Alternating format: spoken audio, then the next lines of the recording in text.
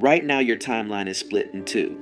Half the people you know are cheering for Israel, the other half are defending Iran. Everybody has picked a side, everybody has an opinion. But I have one question that neither side wants you to ask. How do they treat black people? Not in speeches, not in propaganda, not in what they say to the cameras. How do they actually treat black people who live in their countries, walk their streets and exist under their laws? Because I went deep on both Iran and Israel. What I found should make every black person watching this rethink everything they have been told about this conflict. Because neither side, and I mean neither side, has clean hands. Before we go further, subscribe to this channel.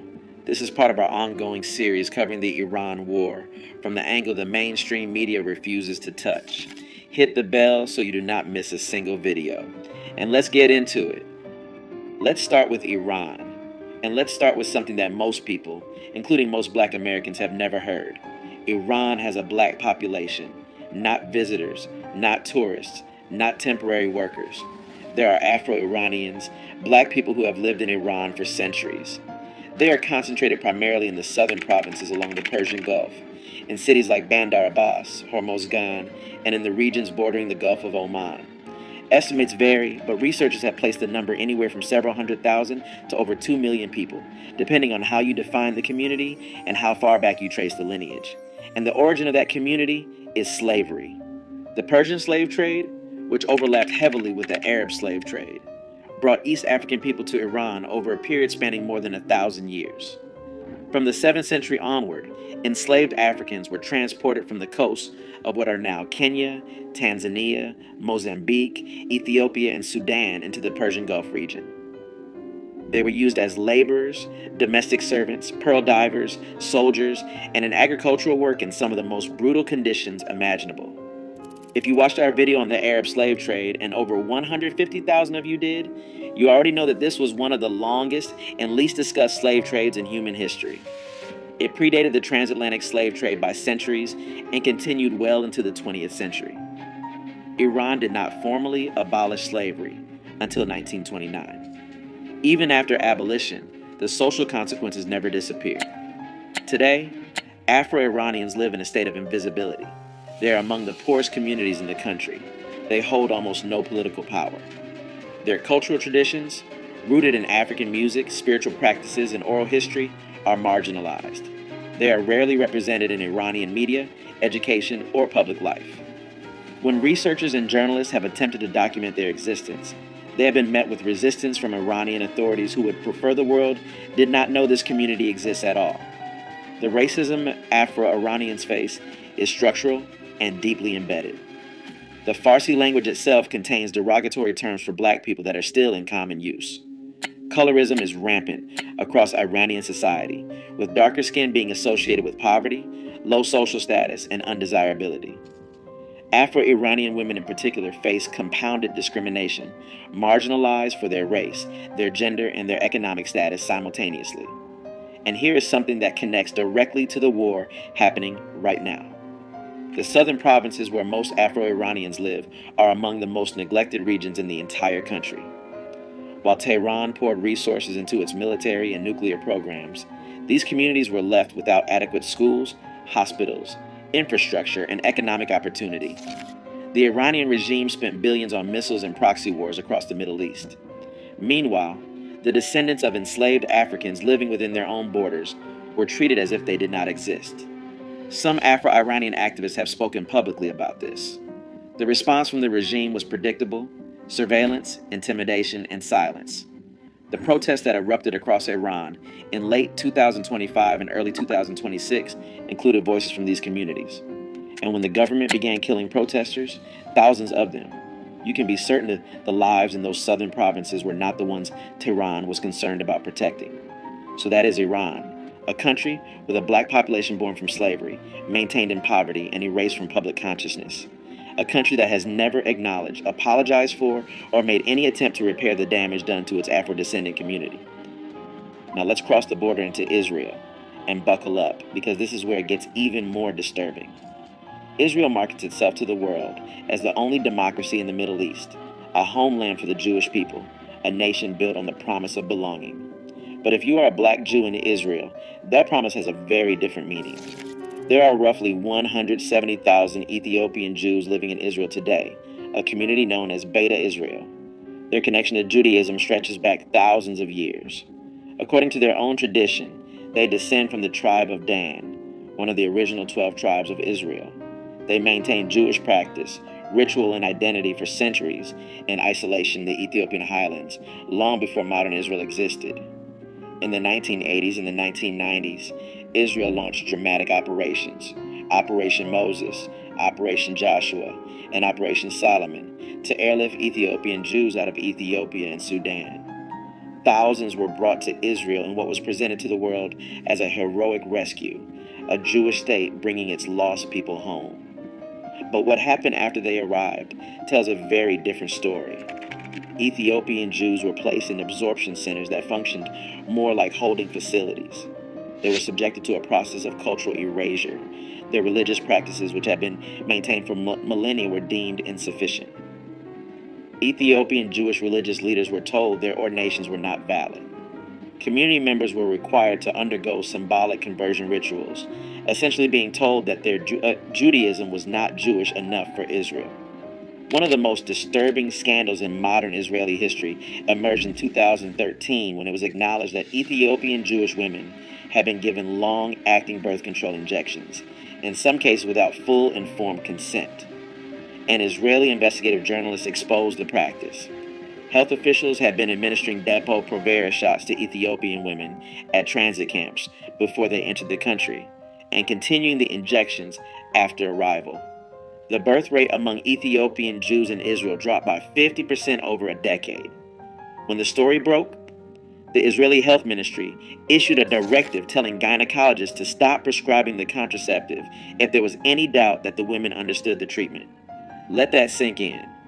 A nation that defines itself by the promise of never again was suppressing the birth rate of its black Jewish population. It goes beyond reproductive rights. Ethiopian Jews in Israel face systemic discrimination in virtually every measurable category.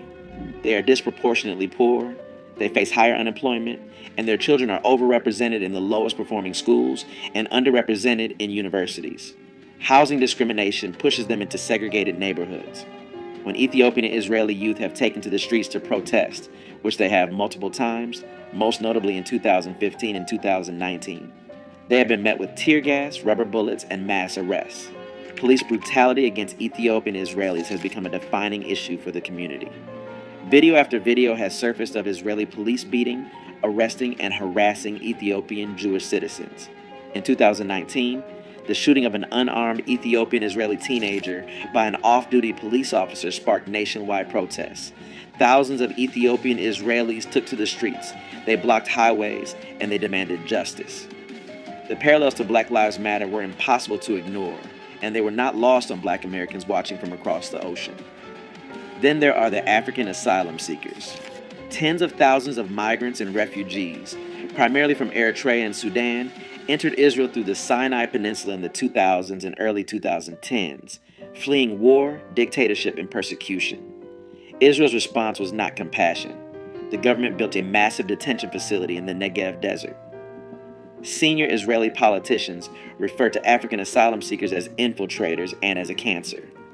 Legislation was passed to detain them indefinitely.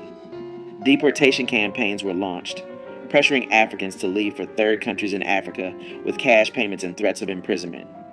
The message was unmistakable: Jewish or not, refugee or not. If you were black in Israel, you were a problem to be managed, not a person to be welcomed. And now, in the middle of this war, Israel is asking the world to support its cause. It is asking for solidarity. It is asking Black Americans, some of whom serve disproportionately in the U.S. military, which is currently fighting alongside Israel, to view this as a fight for democracy and freedom. But democracy for whom? Freedom for whom? If you are connecting these dots, hit that like button right now and drop a comment, because this is the conversation they do not want us having. So here we are, the two nations at the center of the biggest military conflict in a generation, and neither of them can look black people in the eye with a clean conscience. Iran built a black population through slavery and then pretended they don't exist. Israel rescued black Jews from Africa and then treated them as second-class citizens in their own promised land. Iran silences its Afro-Iranian community through neglect and suppression. Israel polices its Ethiopian community through force and systemic exclusion. And both of them, right now today, are asking for your support, your sympathy, your sons and daughters in uniform. This is not about picking a side between Iran and Israel. This is about recognizing that black people are not a priority for either side. We never have been. We are an afterthought in Iran's domestic policy and a problem to be managed in Israel's social hierarchy. Our history in both nations is one of exploitation, erasure, and control.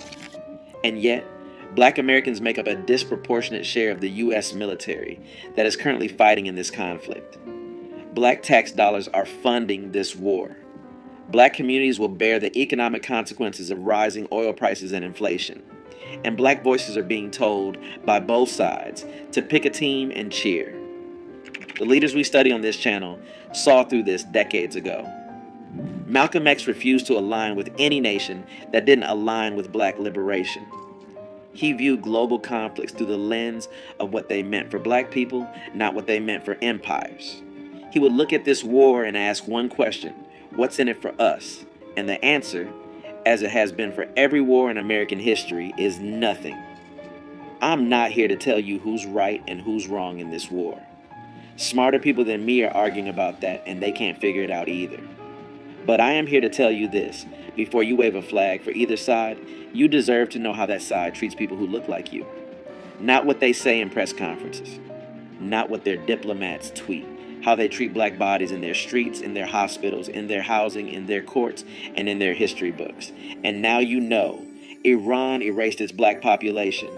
Israel marginalized its black citizens. And both of them are currently engaged in a war that black American soldiers are fighting and dying in, while black communities at home receive nothing in return. That's not opinion. That's documented history. That's data. That's the testimony of Afro-Iranians and Ethiopian Israelis who have been saying this for years while the world refused to listen. Now you've heard them. Share this video. Send it to everyone in your group chat. Send it to the person who's been arguing online about which side to support. Send it to anyone who thinks this war has nothing to do with black people, because it has everything to do with us. Subscribe. Hit the like. Drop a comment. And tell me, did you know about the Afro-Iranian community before today? Did you know what Israel did to Ethiopian Jewish women? I want to hear from you. I'll see you in the next one.